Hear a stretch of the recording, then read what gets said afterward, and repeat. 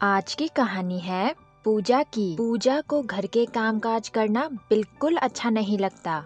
रिंकी बेटा, ये सारी अच्छे से दुकानदार काका के पास ले जाओ और पैसे अच्छे से गिनकर लेके आना। और पूजा बेटा, तुम दूध गरम कर दो, मैं ये सारी कल की डिलीवरी के लिए तैयार करके आती हूँ। पूजा का परिवार साड़ी बनाने और बेचने का काम करते हैं। पूजा बेटा, दूध गरम करने के बाद साड़ी की इस्त्री कर दो, ग्राहक 12 बजे डिलीवरी लेने आ रही है। ये माँ भी ना घर के सारे छोटे मोटे काम बस मुझसे ही करवाती है और रिंकी को हमेशा बाहर घूमने वाला काम देती है। बिना गैस बंद किए वो वहाँ से चली गई और मुंह फुलाते हुए साड़ी की इस्त्री करने लगी। पूजा, ये क्या किया तुमने? अब क्या हो गया? कौन सा पहाड़ तोड़ दिया मैंने? हाँ।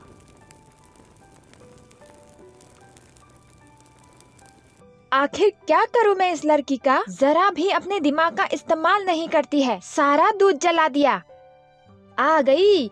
ये देखो, ये तुमने क्या किया? गैस खुला छोड़कर कहाँ गई थी तुम? दूध और बर्तन दोनों जला दिया। आखिर तुम कोई भी काम मन लगाकर क्यों नहीं करती? ये कपड़े की जलने की बदबू कहाँ से आ रही है? सारी, मैं इस्त्री बंद करना भूल गई। सारी पूरी तरह जल चुकी थी।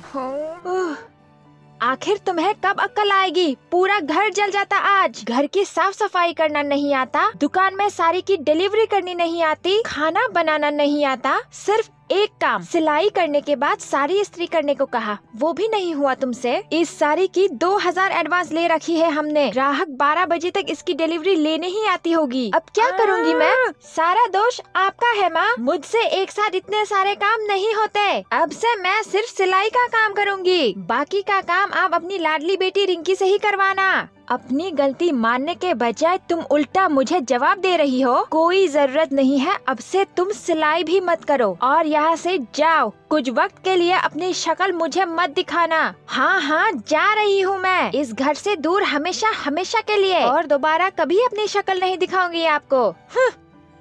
पूजा गुस्से में घर से निकल गई, लेकिन थोड़ा आगे चलते ही उसने अपनी बहन को घर लौटते हुए देखा। अरे पूजा, तुम इस वक्त यहाँ? क्या तुम्हें माँ ने सारी डिलीवरी करने के लिए भेजा है?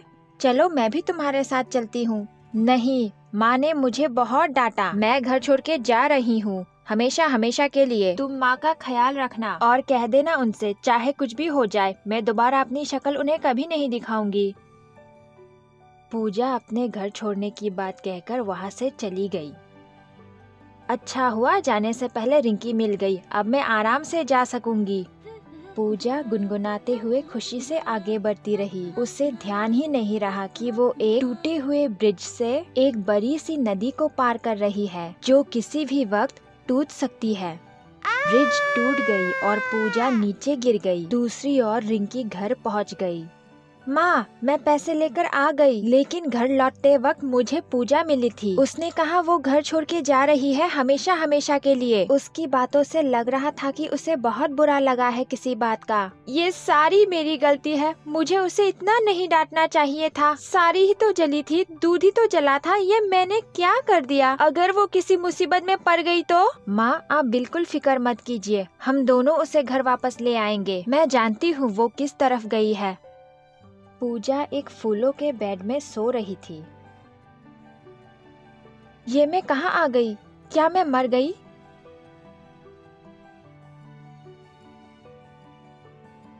तुम उठ गई। ये लो, मैंने इंसानों का खाना तैयार किया है तुम्हारे लिए। ज्यादा अच्छा नहीं बना है, लेकिन फिर भी तुम थोड़ा सा खा लेना। वैसे तुम्हारा नाम क्या है? मैं पूजा हूँ। क्या मैं नदी में गिरने के बाद मर गई?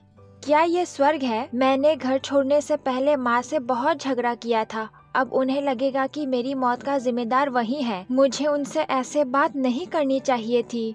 नहीं पूजा, तुम नहीं मरी। तुम नदी से बहते हुए मेरे घर के दरवाजे के बाहर आ रुकी। तुम्हें मदद की जरूरत थी, इसीलिए मैं तुम्हें घर के अंदर ले आई। आपका बहुत बहुत शुक्रिया, आपने मेरी जान बचाई। मैं अपनी माँ और बहन से दोबारा मिल पाऊंगी। अब तुम खाना खा लो, मैं तुम्हें घर वापस भेजने का कुछ बंदोबस्त करती हूँ। मैं तुम्हें खुद छोड़ के आ जाती, लेकिन मेरे पंख हमेशा के लिए टूट चुके हैं और हम परियां बिना पंख के ना ही उड़ सकते हैं और ना ही कोई जादू कर सकते हैं। क्या मैं आपका पंख एक बार देख सकती हूँ? शायद मैं इसे ठीक कर सकती हूँ। हाँ, ये लो। क्या आपके पास सुई धागा है? हाँ, मैं अभी लेकर आई। वहाँ दूसरी ओर पूजा की माँ और बहन उसे ढूंढते हुए टूटी हुई ब्रिज के पास पहुँच गए। माँ, पूजा यहीं आई थी, मैंने उसे यही देखा था। नहीं बेटा, ये ब्रिज टूटी हुई है। तुम ठीक से याद करने की कोशिश करो, शायद तुमने उसे कहीं और देखा हो। नहीं माँ, मुझे अच्छे से याद है, तब ये ब्रिज भी नहीं टूटी थी। इसका मतलब पूजा ये सब मेरे कारण हुआ। मेरी फूल सी बच्ची मर गई। हाय, ये क्या कर दिया मैंने। एक साड़ी ही तो जली थी, दूध ही तो जला था। हाय, ये क्या हो गया मुझसे। हाय।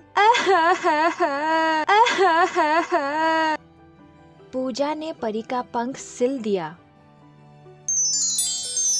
वाह, ये ठीक हो गई। मेरी जादू भी वापस आ गई। अब मैं दोबारा उड़ सकूंगी। चलो मैं तुम्हें आसमानों की सैर कराऊं।